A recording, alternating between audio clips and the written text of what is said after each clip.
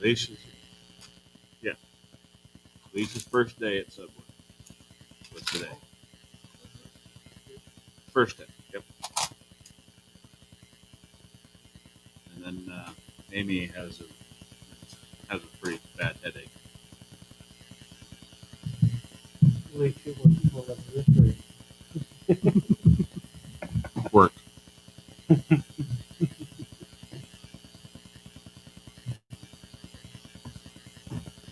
Yeah. We hope it went well.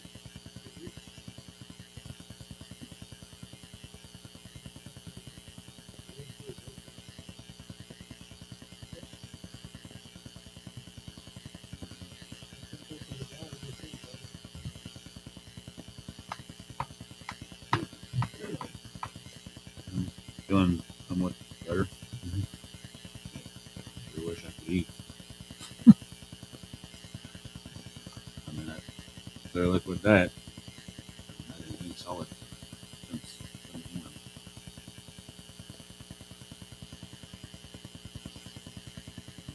I hope you put me back on solid food tomorrow. I'm hungry.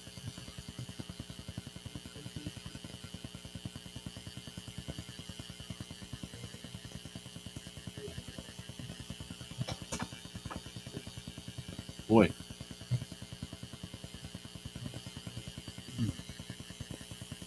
I haven't made any since yesterday night. Oh no, they decided to fix steak themselves. Didn't even give me a cup of broth. Sitting there eating their steak. Get up from my nap and have pasta.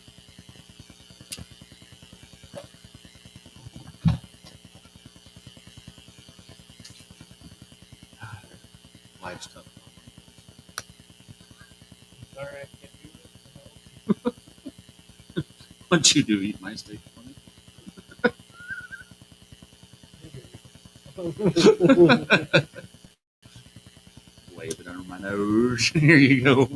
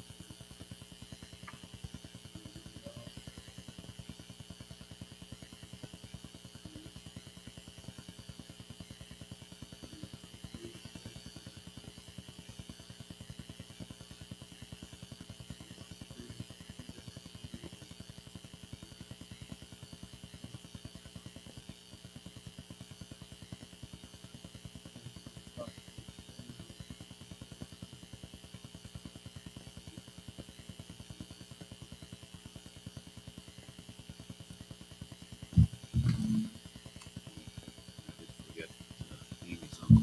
Today, 1 o'clock. Amy's uncle. Well, hey, Is that her mother's brother? I think it was, yeah.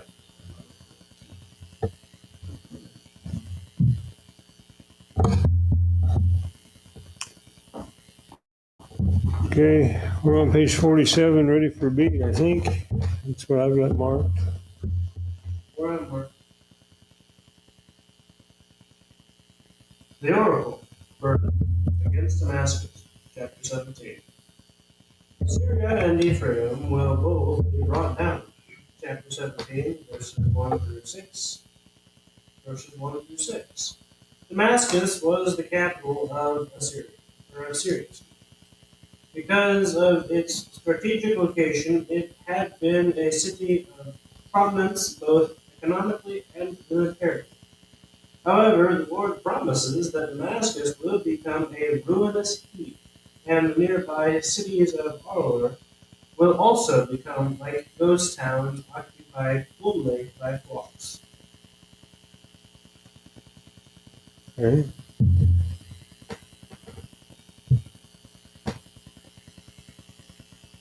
He doesn't give us here a time frame, but in New Testament times, Damascus was still going, yeah. And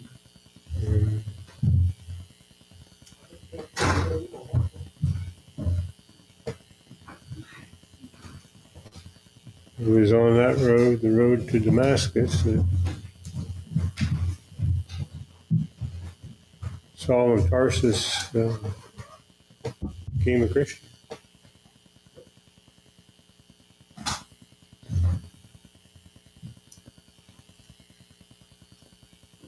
Pretty good place for it. Next, Verse 3, the fortress of Ephraim, probably Samaria, and Syria are connected in this pronouncement of judgment. Syria and Ephraim had formed a coalition to go to war against Judah. Cross-reference Isaiah 7. Therefore, both shall be brought down.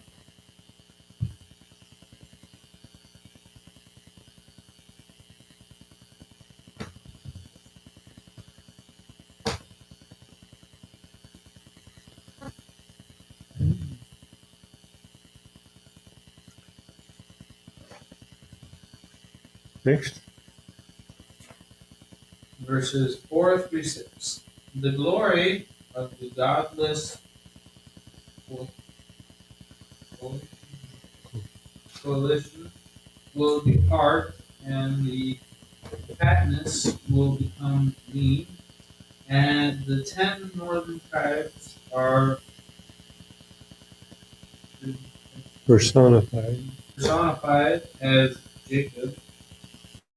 Everything in which Ephraim, Israel, had boasted will be turned to disappointment. With the same thoroughness as the reaper gathers grain, the Lord would clean the nation. Only a few survivors would be left, like as when a tree is shaken, and only a few olives are left on the top of the branches. Okay.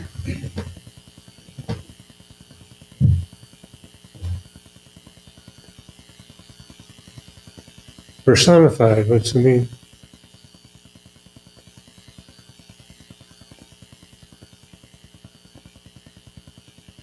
I think as first, you got a personality. Okay. It's similar to anthropomorphism, which is a big word. Simply means giving human characteristics to something. And personification is very similar to that. And it describes characteristics of personality. So in this case, the 10 northern tribes are personified as Jacob.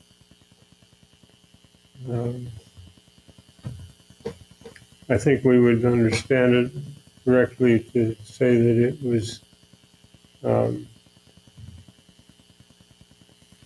the 10 northern tribes were called Jacob. And the northern kingdom is known as Jacob, the northern kingdom. What else? Ephraim. Okay. And no? Samaria. Okay.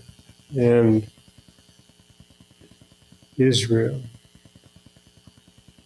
So a whole lot of terms are ascribed names, if you will, are given to the 10 tribes, the northern kingdom. And the southern kingdom had a couple, but not like the run that Israel had, the northern kingdom.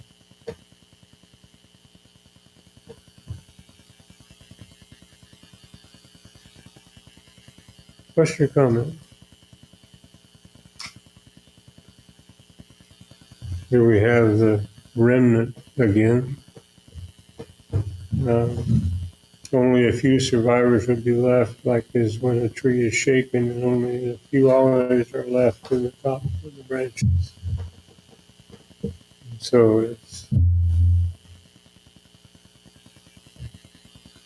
okay, I guess whoever's next.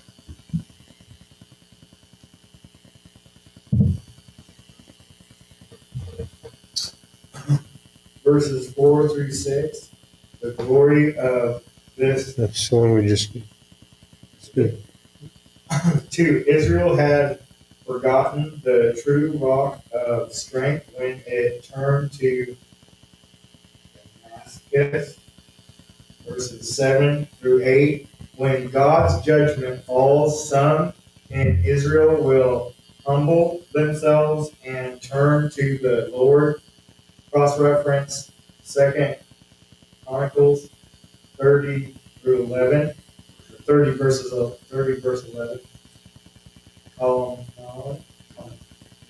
Calamity will serve as a good lesson for those who will turn from vain dependence upon man and the work of his own hands. Okay.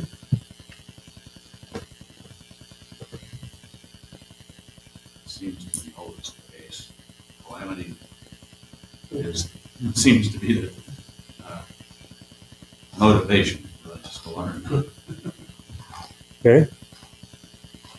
That cycle that is so evident in the book of Judges, is evident in other places too, but not quite as much as it is there in Judges.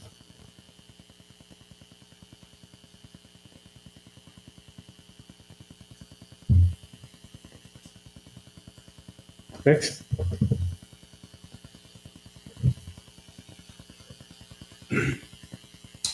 Verses 9 through 11. However, Israel as a whole will come to desolation.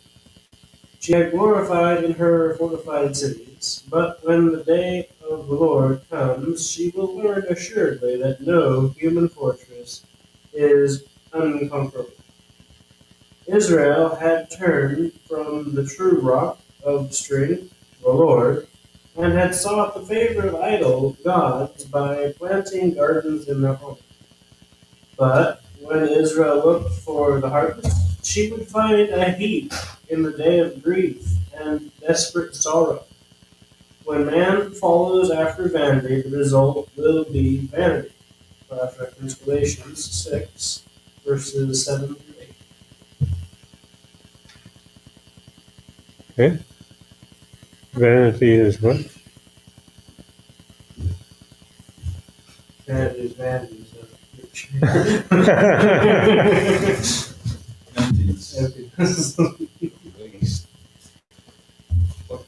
Okay.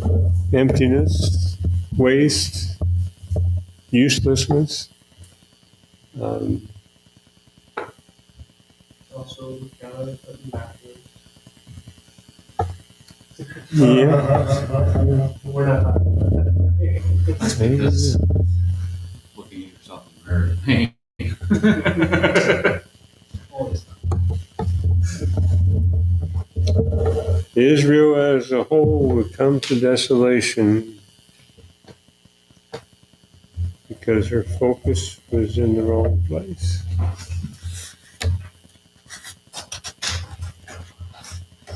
Okay, number next.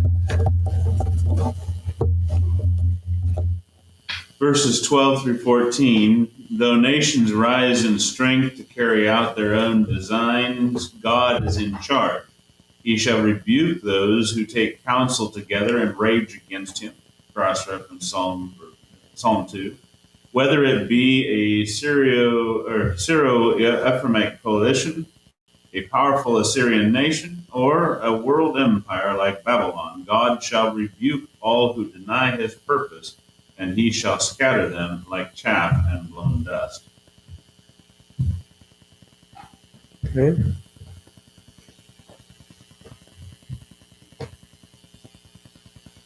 Don't do what they did. Hmm? Don't do what they did. Yeah. Yeah. God is in charge.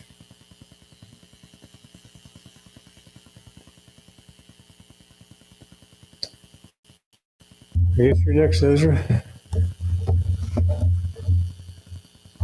The oracle burden against Ethiopia and Egypt. Chapters 18 through 20. Ethiopia will pay homage to the Lord. Chapters 18. Verses 1 and 2. The land of Ethiopia, also called Ish. Cush, is described as the land of wings,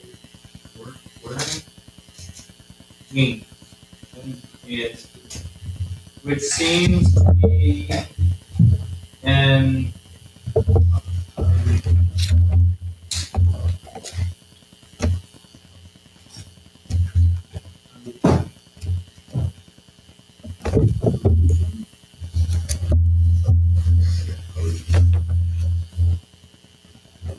to the insect infested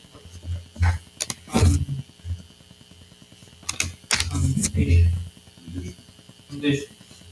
However, the terror which is stirring this nation is not over insects, but over the advance of Assyria.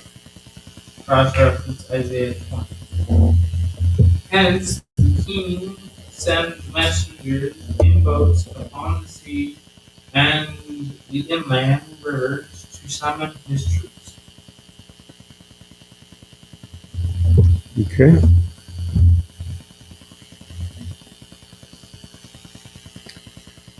It's kind of interesting. Chapter 18, verse 1. Woe to the land of shadowing with wings, which is beyond the rivers of Ethiopia.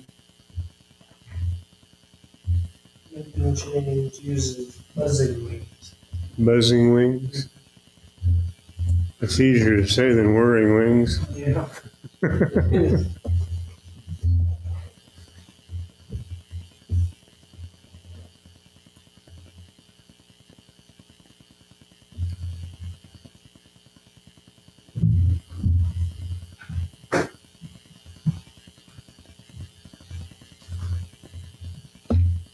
So they sent messengers in boats to summon the troops.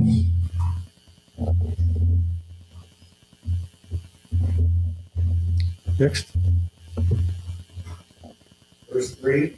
In contrast, Isaiah exhorts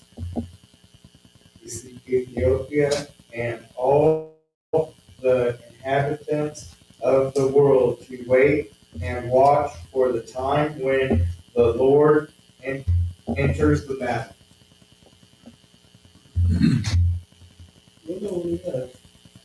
Yeah. For sure.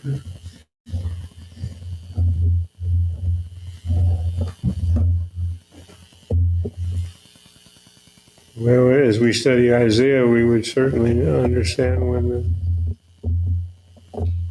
the Lord came.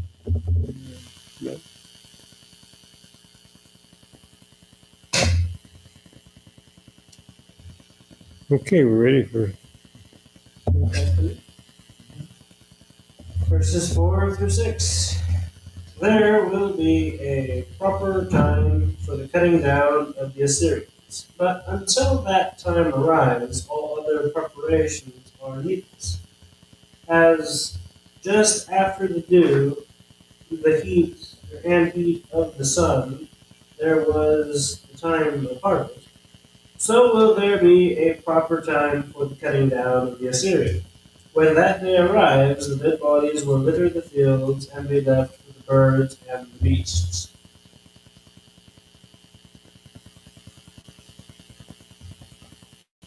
okay.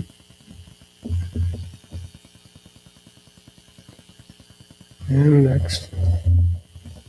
Verse 7. In that time, when the Lord devastates Assyria, his power and might will be known among all the kingdoms of the earth. Cross reference Isaiah 37, verse 20.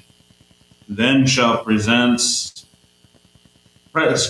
presents of homage will be brought to the Lord from Ethiopia. Cross reference verse 2. From afar they would come bearing gifts to the place of the name of the Lord of hosts, the Mount Zion. Cross reference 2 Chronicles 32, verse 23.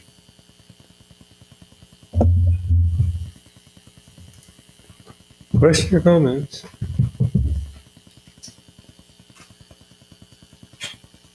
It really just is not a good idea to wait for we're gone.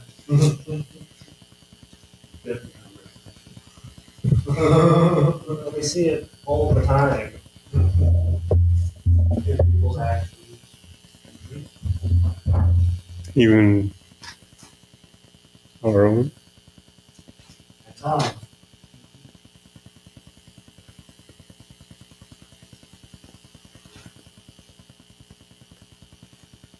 In that time, when the Lord devastates Assyria,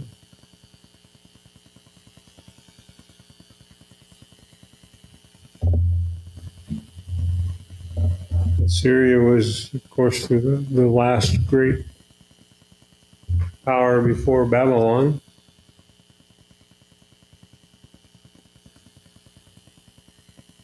And it was not a difficult task for the Lord to take down.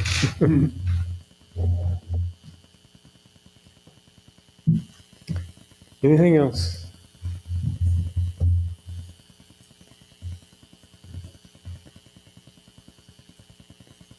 Guess it's your turn again. Egypt will be afraid when the Lord shakes his hand over the land. Chapter 19, verse 1 through 25. Verses 1 and 2.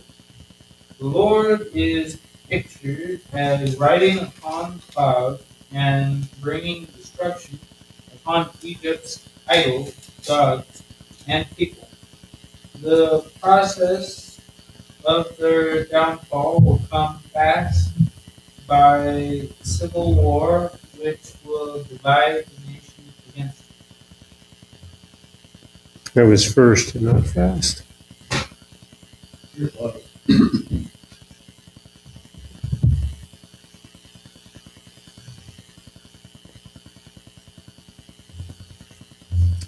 The process of the downfall will come first by civil war, which will divide itself or divide the nation against itself. What did Jesus say about houses? Divided against itself, can't stand. A house divided against itself cannot stand. Isaiah was saying that it's going to happen when the house becomes divided, or that God would divide the nation against itself through a civil war.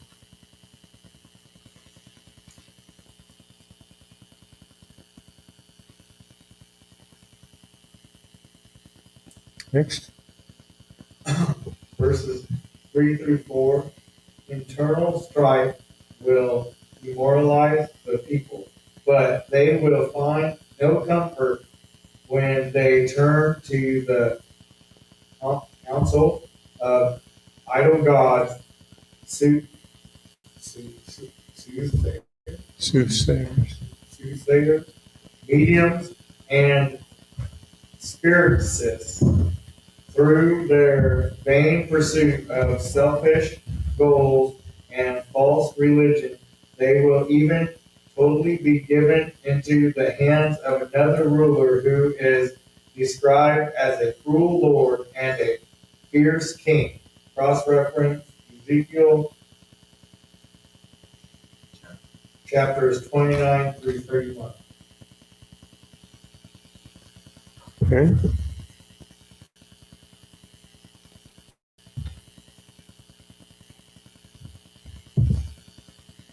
Turn to the council of idol gods. Soothsayer, what's that?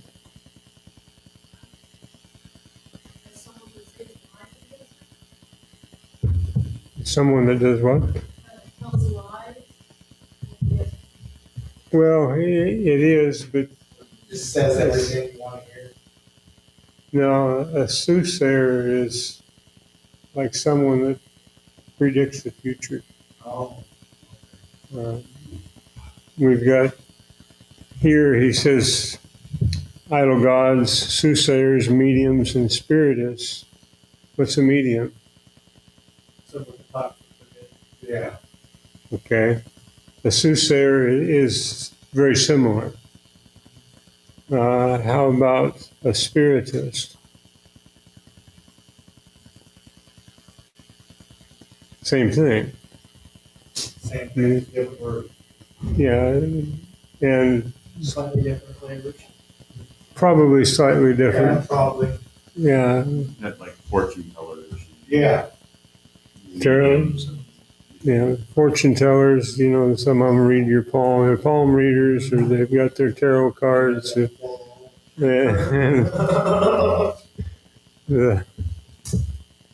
yeah, and you know, like those who, like you said, you got the fortune tellers, the palm readers, and then you have like those who, like you have the witch at Endor version, you know, those who claim to raise the dead, and those who, you know, with their seances.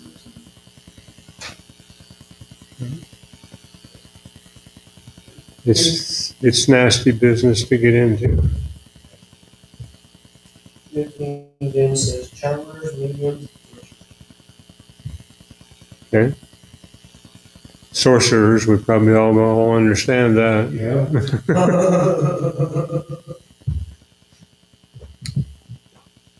So basically, they're turning to magic and etc. Other idols. Instead of God.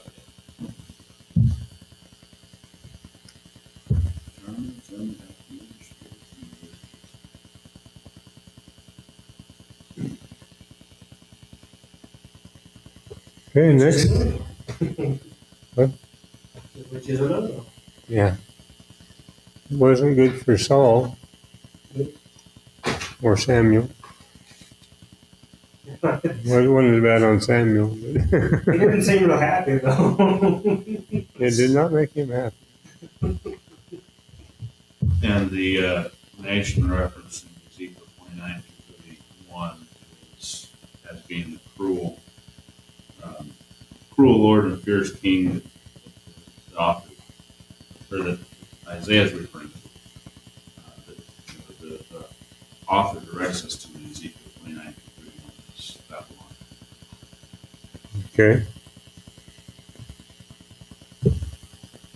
Well, and we know that Babylon was one that destroyed Assyria.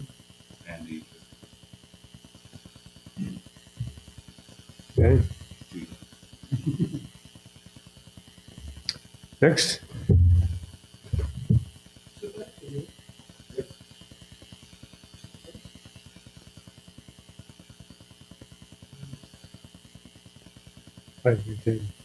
Top of the page.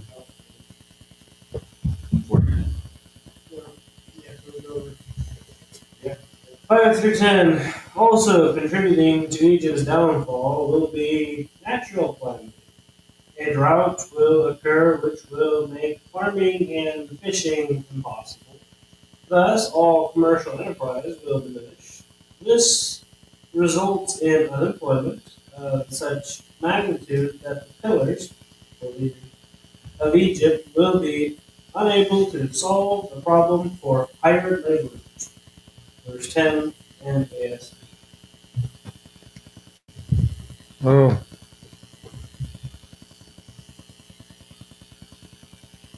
we've had kind of a drought here the last few years. And, um, in my world, if we could have rain and no mud, I'd be just fine. I agree. But it doesn't. God says it doesn't work that way. Kind of like snow without the cold. Yeah, something like that. Um, one that would make farming and fishing impossible doesn't sound fun at all. And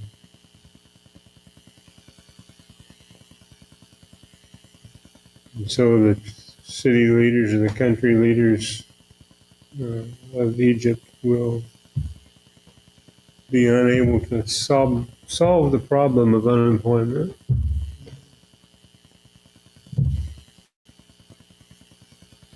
Next.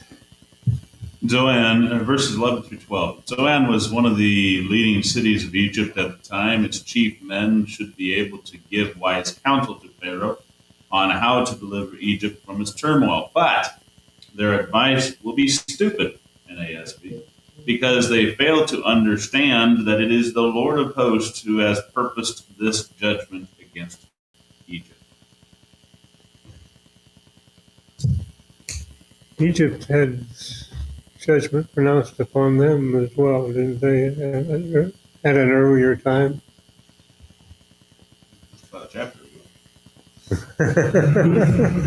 I was thinking a little earlier than that. Oh, you mean with the 10 plagues? Yeah. And they didn't learn their lesson then either. Verses 1 and 2 make you think about how he's going to bring destruction upon their idol gods. Didn't we do that already? They still didn't learn. Well, I mean, God led Israel for 40 years in the wilderness, and they didn't learn that. And do we expect Israel do we expect Egypt to learn in, Yeah. Yeah. 2 or 3 weeks? Humans had the tendency to be stubborn and stupid. Blind and willful. And Solomon said, "There's nothing new under the sun." No. We're still here doing the same things.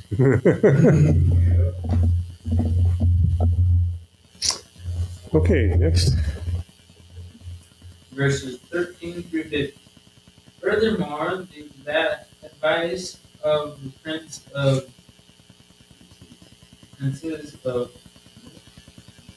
Noc, another chief city, was like that given by Zoan. These Cornerstones. cornerstones, ASB, of the nation will be so confused by the acts of the Lord, they will lead the country astray, like a drunken man staggering in his body. Rather picturesque, isn't it? Yeah. That stinks. Yeah. It doesn't look very inviting to me. Not a very good first impression. want to try to move there.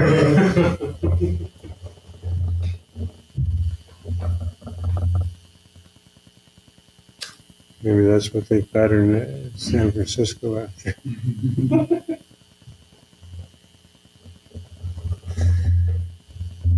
Okay. Confused by the acts of the Lord, lead the country astray.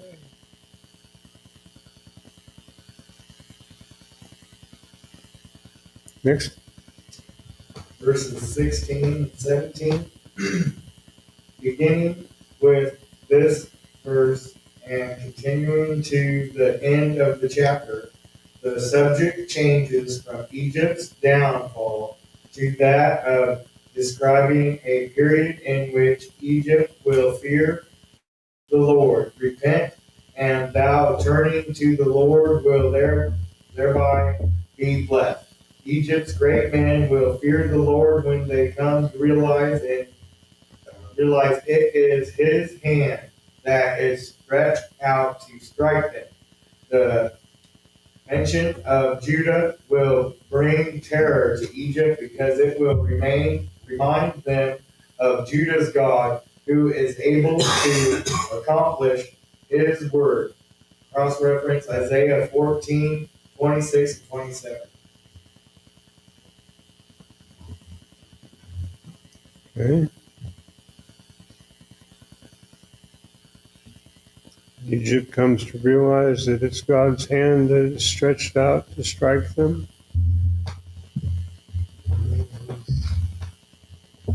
He's ready. However he chooses. But we understand that, put him up because he's coming. Yeah.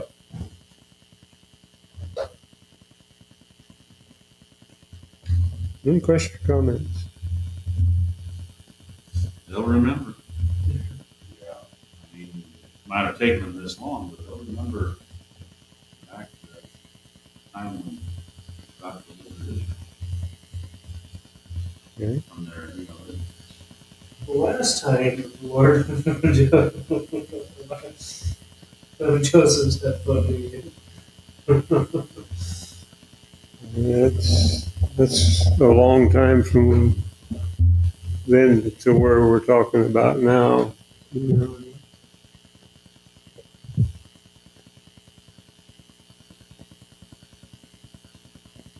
when you think about it, the fame of the Lord,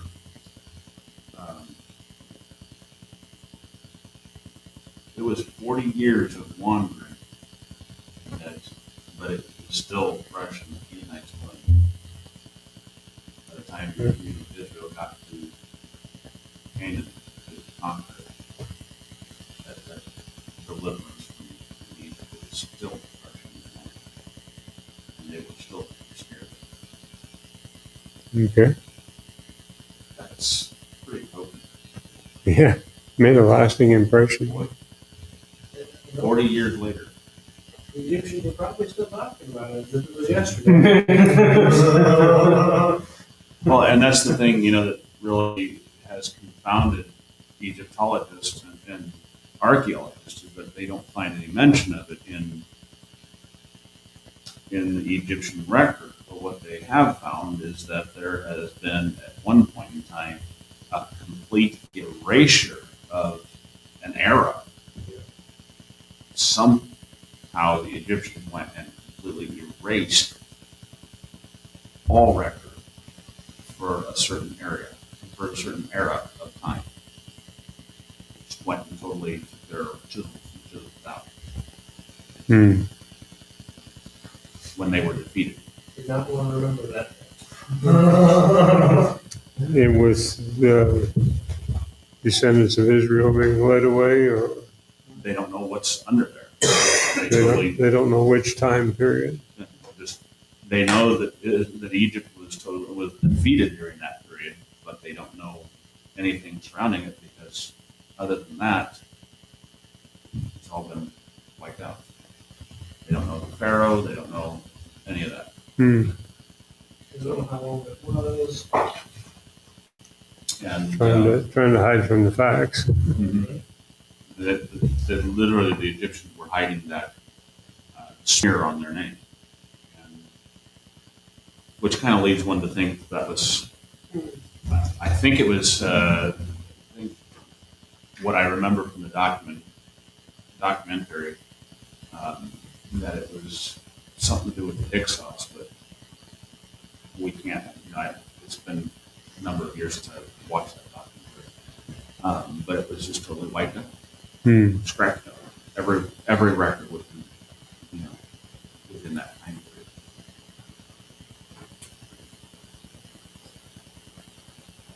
So but here we have Egypt being as women and shaking in fear because someone mentioned the Lord of Hosts of Judah, the God of Judah.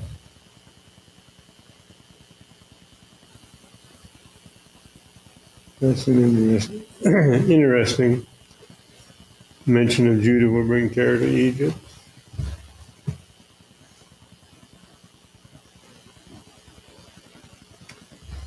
Anyone else? Next. Verse 18. The expression in that day always refers to the time dealt with in the context. It is found 6 times in this section of prophecy. Cross-reference verses 16, 18, 19, 21, 23, and 24. And seems to refer to the Messianic age, which is consistent with the way this expression is used in several other contexts. Cross-reference Isaiah 4, verse 2, 11, verse 10, 12, verses 1 and 4. The day is coming when the false gods of Egypt shall be destroyed, and an altar to the Lord shall be erected. 5 cities, in essence a small number, shall speak the language of Canaan, in essence the language of an impure religion, which mixes with the worship to both idols and the Lord of hosts. 1 shall be called the Seat of Destruction. In essence, the center of Egyptian idol worship will one day be completely destroyed. Cross-reference Jeremiah 43, verses 12 to 13. Homer Haley comments on this passage, and so Isaiah seems to be saying in verse 18 that amid idolatry and confusion there will be some who swear to Jehovah while they continue to speak the mixed language of error and truth, the language of Canaan, until the pure spiritual language of Jehovah comes. And they do so, the center of Egyptian idolatry in their midst will be destroyed. Homer Haley, a commentary on Isaiah, Baker Book House, 1985, page 167.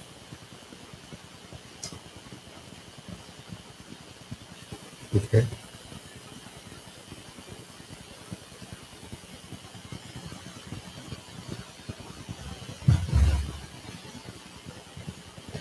Homer Haley did he do the Genesis flood?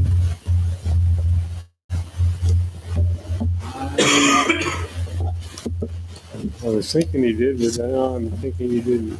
No, I can't remember who it there is. was.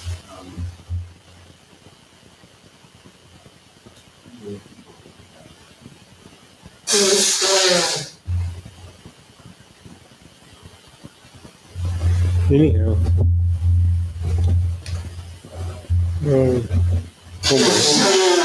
Homer Haley is a well-respected commentator.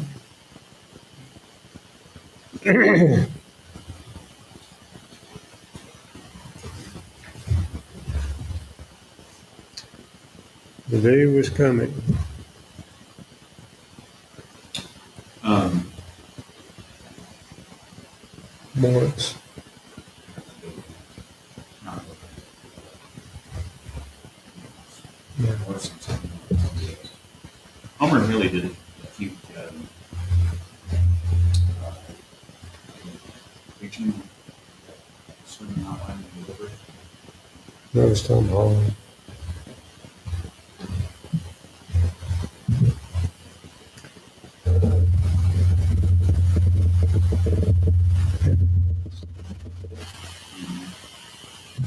Uh,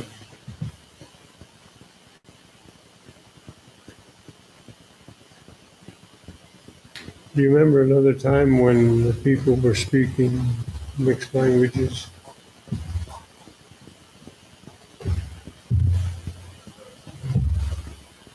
No, not that far back. Um, in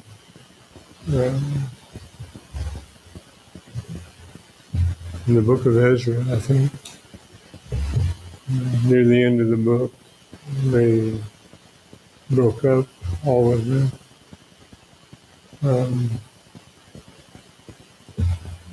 mixed marriages. The people were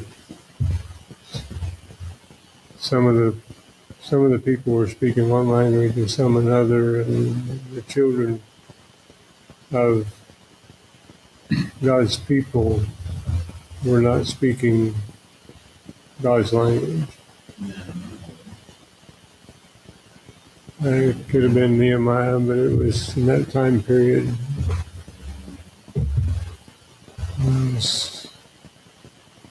I was thinking it was Ezra. Ezra. Attitudes and consequences of restoration. Say that again. Attitudes and restoration. Consequences of restoration. Oh, I see. Okay. Some of you don't know what we're talking about. There's,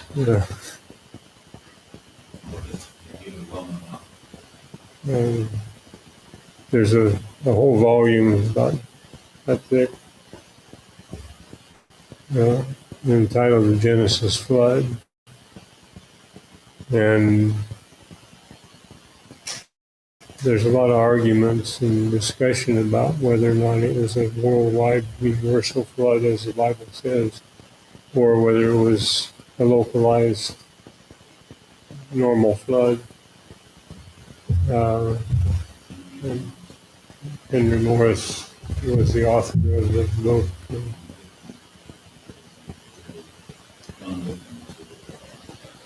And it was very well researched and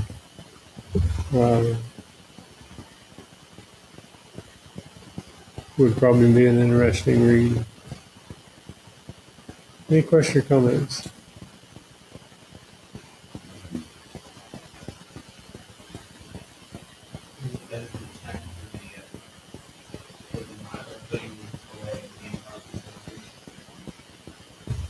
Okay.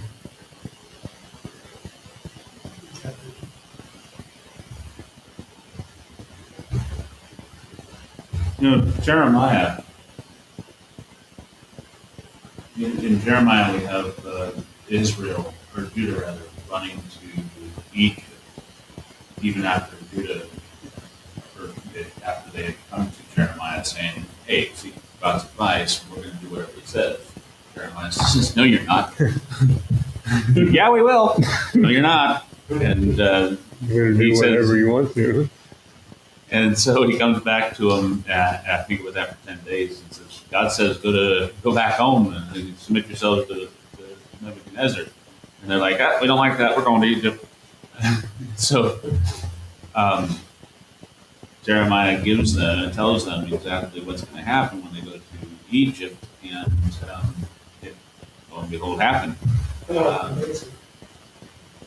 And I think if I remember correctly, Isaiah is here kind of forecasting that, foreshadowing some of that, because there was still a remnant of people that were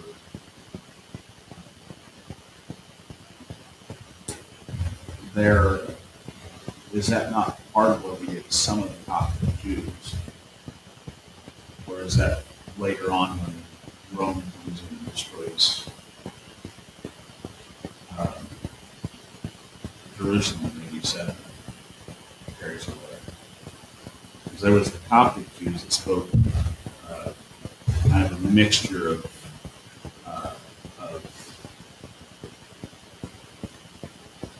Aramaic and Egyptian. There was a mingling of the two, and they had their own set of scriptures. And that was also, I think, on the Rosetta Stone. They preserved it, you know, as I recall, they preserved it.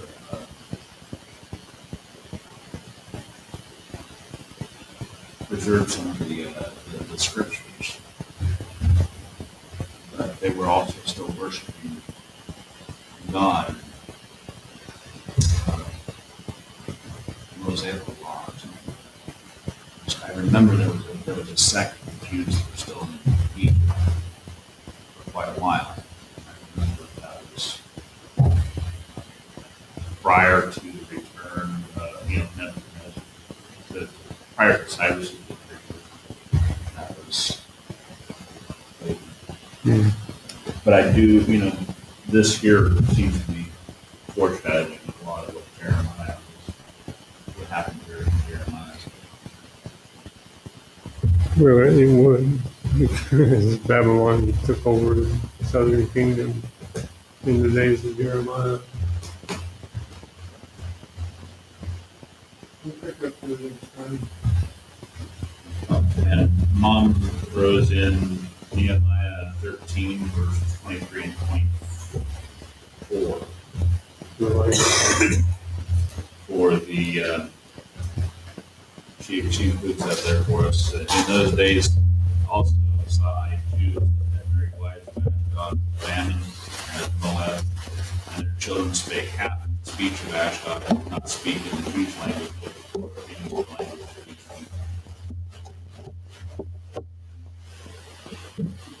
Okay.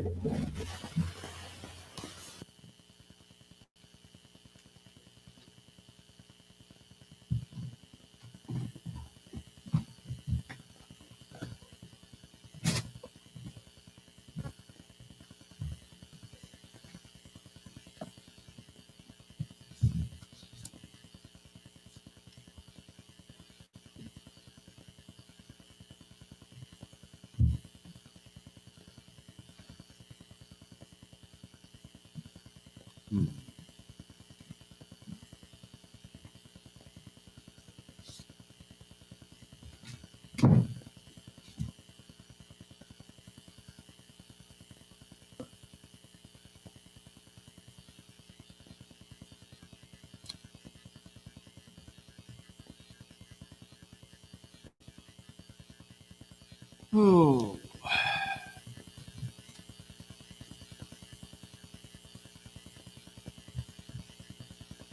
Someone marked 321, so I guess we'll go for 321. It's been a while since we started one. I know. Probably.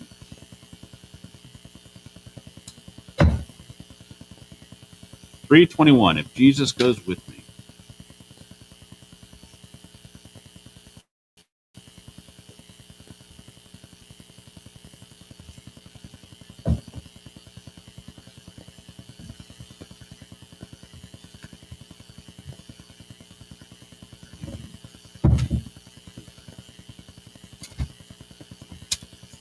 It may be in the valley where countless dangers hide. It may be in the sunshine that I in peace abide.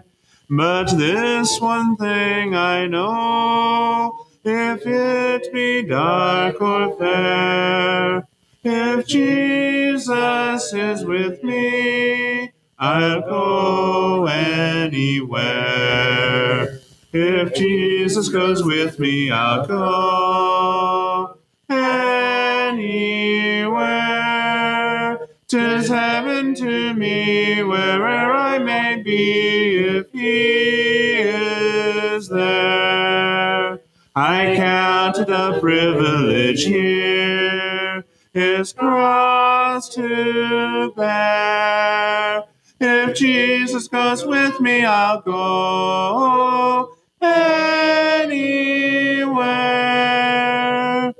It may be I must carry the blessed word of life across the burning sunshine to those in sinful strife. And though it be my lot to bear my colors there, if Jesus goes with me, I'll go anywhere. If Jesus goes with me, I'll go anywhere. 'Tis heaven to me, wherever I may be, if He is there. I count it a privilege here His cross to bear. If Jesus goes with me, I'll go anywhere. But if it be my portion to bear my cross at home, while others bear their burdens beyond the billows foam, I'll prove my faith in Him, confess my judgments fair, and if He stays with me, I'll go anywhere. If Jesus goes with me, I'll go anywhere. 'Tis heaven to me, wherever I may be, if He is there. I count it a privilege here His cross to bear. If Jesus goes with me, I'll go anywhere. It is not mine to question the judgments of my Lord. It is but mine to follow the leadings of His word. But if to go or stay, or whether here or there, I'll be with my Savior, content anywhere. If Jesus goes with me, I'll go anywhere. 'Tis heaven to me, wherever I may be, if He is there. I count it a privilege here His cross to bear. If Jesus goes with me, I'll go anywhere. 638.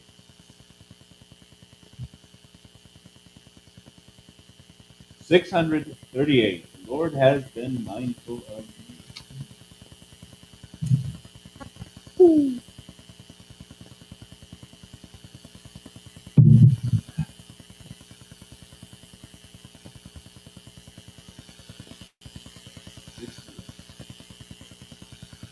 Though I through the valley of shadow, or mountain or troubled troubled sea, and oft in the darkness have traveled.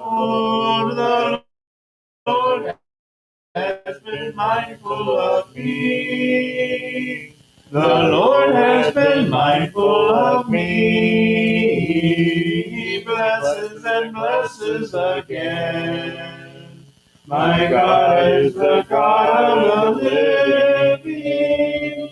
How excellent is his name. Much more than my grief and my sorrow, much more than adversity, much more than the all I have given. The Lord has been mindful of me.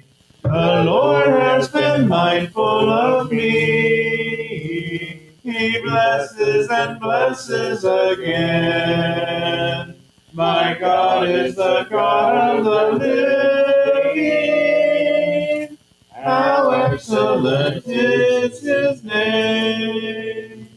I am rich, I am saved, I am happy. I have health and prosperity. I have friends, I have doors ever open. The Lord has been mindful of me. The Lord has been mindful of me. He blesses and blesses again. My God is the God of the living. How excellent is his name.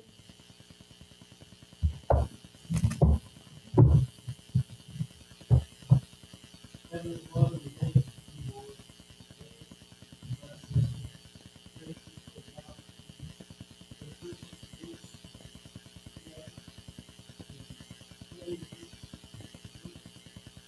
is we out